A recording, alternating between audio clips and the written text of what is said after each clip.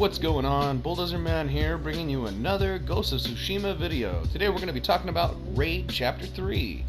I played it around with it a few times and got used to the mechanics with an awesome squad of mine. Some of these guys are from Chapter 2.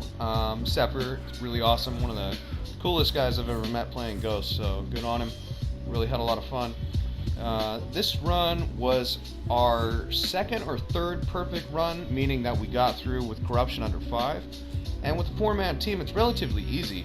I like how the first raid sets the tone as far as, like, you know, going to go find Iyo's keep. And then the second chapter involves you kind of like getting to the final stage. And then the third chapter of the raid is straight up just let's go fight Iyo or Iyo, however you want to pronounce it. And doing so perfectly rewards you with the awesome skin and the helmet. And again, with a 4-man team, it's pretty cool. So there's going to be the big bad here down on the main battlefield. And she's going to have these kind of spirit bow call-out shots on her. And if someone's inside fighting her, there's going to be 4 of them, and so because of that, it's really important for the player inside fighting Iyo to call out which of them is the correct one, otherwise you'll waste your spirit shots. And then the tower, her tower of souls builds up, and if it gets to the max, it'll wipe the whole party. So it's you know, it's really important to be coordinated, to use the spirit bow, to use the platforms. All these things you learn how to do either, you know, in story mode or also in the first chapter and second chapter of the raid. So it's really cool how everything comes together. And then here is the showdown where I fight her. And I use a strategy. It's pretty silly. It's a sidestep left and then smack. Sidestep left, smack. So it's not 100% guaranteed to work, but it seems to pretty much it's a really effective strategy. I just kind of started doing that, and it almost always works. So there's a couple of her attack patterns where she'll use unblockable spin attack into that whirlwind attack into unblockable stab, multiple stabs. If that happens, you might go down, but as you can see, I got through just simply by sidestepping and then smacking her up each time, and it was really effective. So I got out with Corruption 3 in this run. You can do better. You can get out with Corruption 2. I've never seen a person get out with Corruption 1. I imagine if you're that fast and that good and that lucky with her attack patterns, you could probably pull it off, which would be really cool. So yeah, each person takes their turn going up into the gate to go face her, and if each person does that efficiently enough, then you'll get your corruption under 5, so no more than 4, which will grant you the headpieces. It's really cool. I dig it. That's not the end of the raid.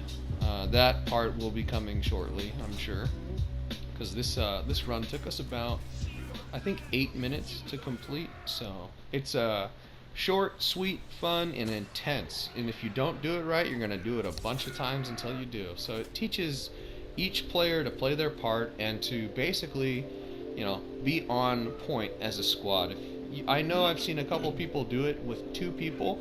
I myself have not accomplished that yet. I would like to do that in the future.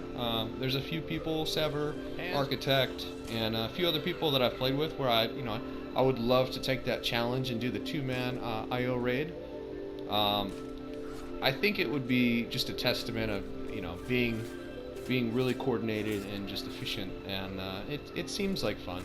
If we could do it under 5 corruption, that'd be incredible. That'd be one for the books, for sure. I'd be really happy to give that a go.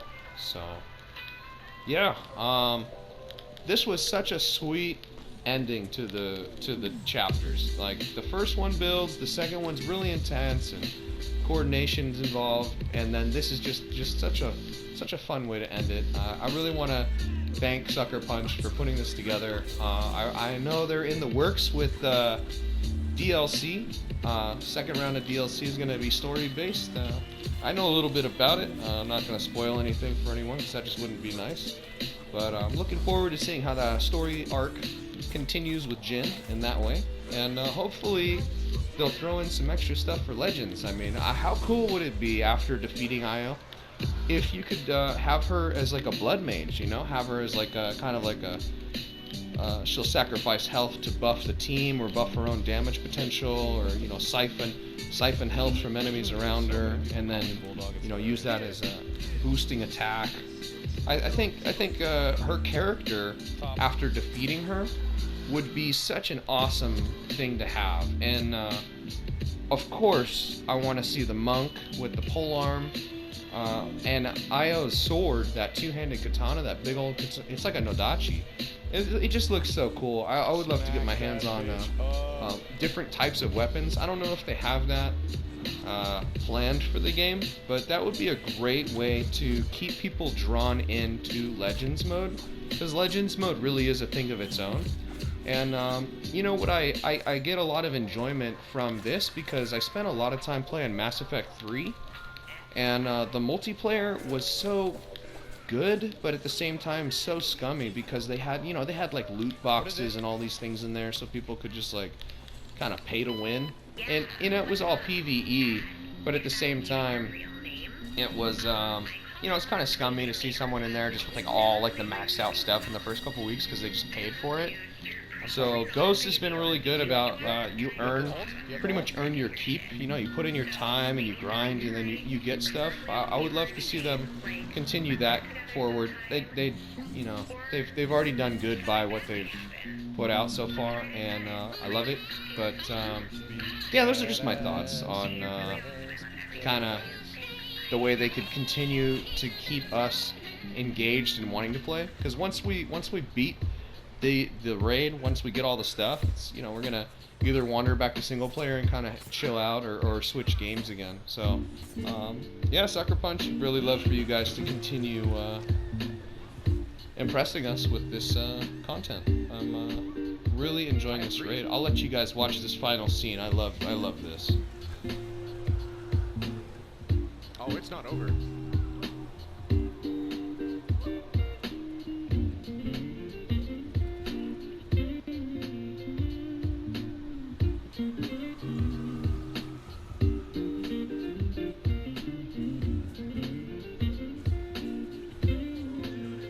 So it's pretty funny. And this surprised us the first time we did this. We were like, whoa, you know. And then when we found her, it was, you know, it was on, dude. In this particular session, I thought the ending was just so great, because I end up kind of chasing her. The other party gets a little distracted with all the other enemies, which is fine. And I kind of chase her, and I end up hitting her with a dirt throw that sets her on fire in the very end. So the stream kind of like cut out a little bit, so it looks a little funky. It almost looks like another take, but it's not. It just, like, for some reason, capturing this part, it glitched out a little bit. But you see, I chase her, I'm like smacking on her, and then I threw a dirt throw on her and set her on fire, and I killed her. So I was like freaking out. I was like making fun of her the whole time. But yeah, that is chapter 3. I hope you guys enjoyed the video, and I'll see you on the next one. Alright guys, take care.